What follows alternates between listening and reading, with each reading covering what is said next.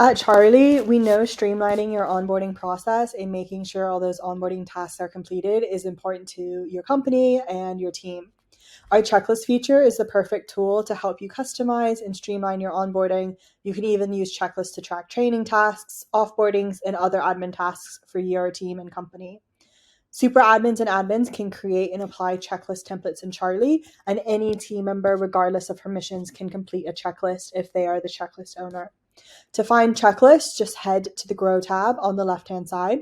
By clicking the Grow tab, you're taken to your specific Grow and Development page. You'll see any active reviews that you're participating in, as well as any active checklists that you need to complete.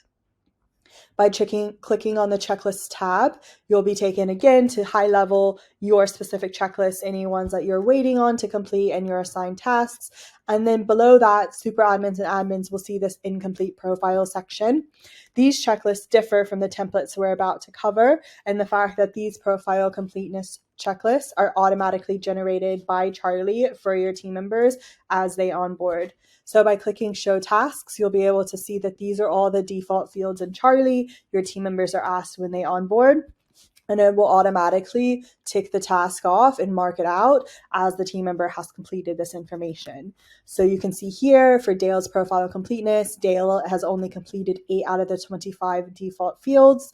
The date of birth and the nationality are just a few of the ones that are missing.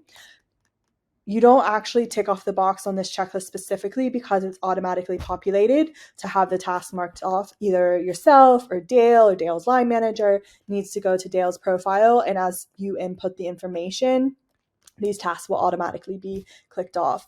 This is a really great way to track and monitor your team members as they onboard, just to make sure all of their profile information is up to date.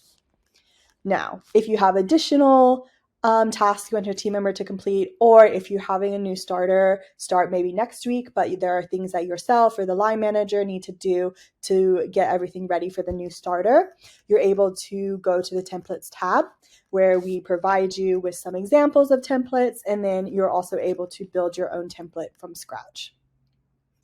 So clicking into a checklist template, we'll use our new hires first week template as an example. You're able to see the title of the template and how many tasks are in the template itself. By clicking edit, you're able to change the checklist name. So if you need to update the information, if it's now no longer the new hires first week, but it's the new hires first 2 weeks, for example, you can store that information. Now, the owner. There are 2 super important terms to know when it comes to checklist on Charlie, and that is where you apply the checklist and who owns the checklist. So where you apply the checklist is where the checklist lives and who the checklist is about. Who owns the checklist is the person who's actually completing the tasks. Sometimes this is the same person. So if you have a new starter starting and there's a list of tasks they need to do in their first week, then you would assign the new starter as the owner. Sometimes, however, the owner differs from who the checklist is about. So if there's a list of things that a line manager needs to do before a new hire's first week, the line manager would be the owner, and the team member would be where you apply it, because the line manager is responsible for completing those tasks on behalf of the team member. Now, you're able to assign an owner to a template itself. So if this is something like the same person is always going to do, like your head of HR is always going to complete all of these tasks, to save yourself some time, you can set that as person as the owner of the checklist. And every time you come in and apply the checklist, that owner will just automatically be there. However, if this is something that rotates or the same person doesn't always complete the checklist, so if it is someone's line manager or there are different team members throughout the team who are responsible, I would recommend leaving the owner unassigned. And then when it comes time to you actually creating and applying the checklist, you'll be able to select the appropriate owner then. You'll then see a list of tasks. You can click edit to edit any task if you need to change the task title. You're also able to set an assigned owner to a specific task. So if this is something that the majority of a line manager will be completing, so you don't want to assign a specific owner to the checklist at this time because it will always be changing. However, you know that there's a specific team member who's always going to be responsible for this task. So maybe your head of the ops team who sets up reviews will run through the PDP process with your team member. You can select this team member to own the task, so you don't have to do this again. Every time you apply the checklist, they'll own this task. They'll get a notification letting them know they need to complete it. And then you're also able to add an attachment. So by clicking yes, you'll see a list of documents that are stored on your company tab in Charlie. Anything stored on your company tab, you're able to add to a checklist as an attachment.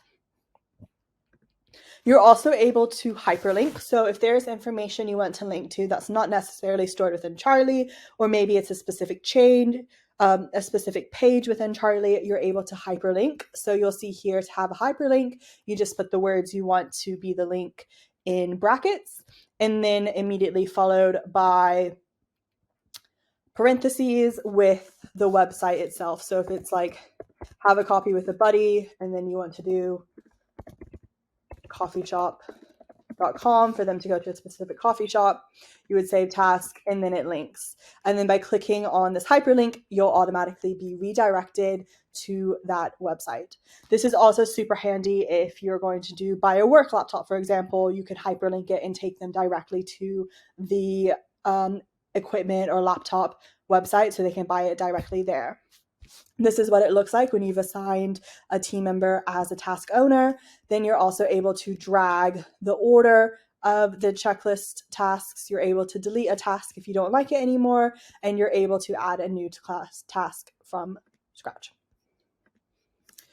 You're also able to create a new checklist template from scratch just by clicking create a new template. It will ask you about the title and the owner, and then by clicking save template, you're taken to an empty template where you'll go through the same stages that you would when you're editing an existing template, just by inputting the task title, selecting if there's an owner, if there's an attachment, yes or no. And again, if you want to hyperlink, you would just follow the same instructions with the brackets and the parentheses. When you're happy with your checklist templates and you're ready to apply a template, you just click into the template itself. You'll see the template name, make sure everything looks good, and then you'll scroll to the bottom. At the bottom, it gives you the checklist stats, so you're able to see who has had this checklist applied to them, who's the owner of the checklist, and what that completion rate is.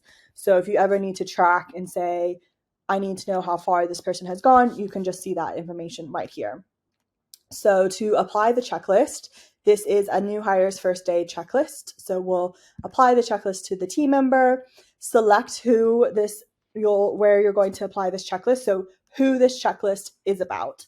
We'll say this is for Laura Williams. She is a new starter. We'll set as the owner. This is a list of things that Laura's line manager needs to do for Laura. So we'll go ahead and scroll through and find Laura's line manager and select them as the owner because they're the one who needs to complete this task. So you can see in the background, it's like organize a tour, show the coffee machine. Those are things Laura wouldn't know, but Alex, her line manager, would. So Alex will be doing these and ticking off the tasks. Finally, you're able to set a deadline. So if we know that we want Alex to complete these tasks by the 9th of February, you would set that here. By clicking Save Checklist, you are automatically taken to Laura's profile because we applied the checklist to Laura.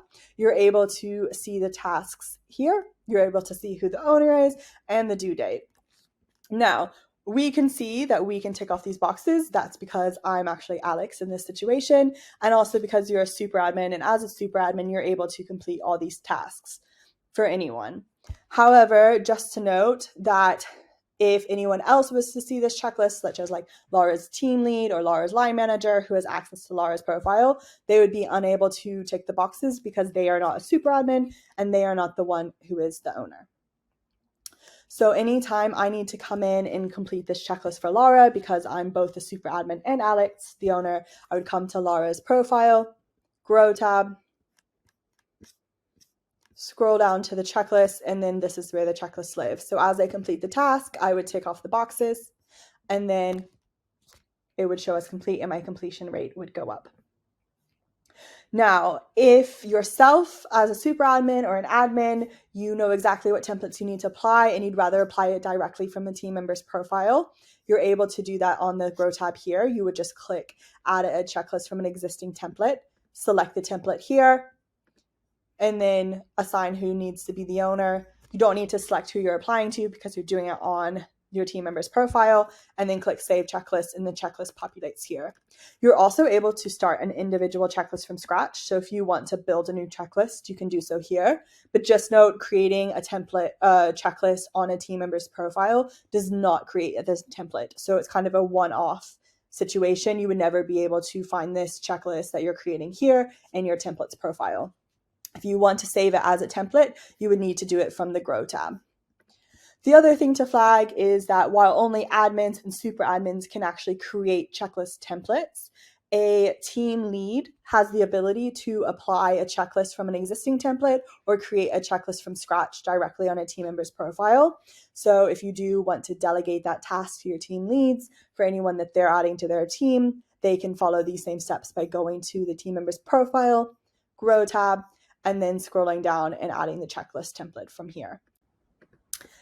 That is basically everything you need to know when it comes to checklists, applying checklists, and checklist templates for your team. If you have any questions while you are applying checklists, feel free to start a chat with us with the Charlie C on the right-hand side.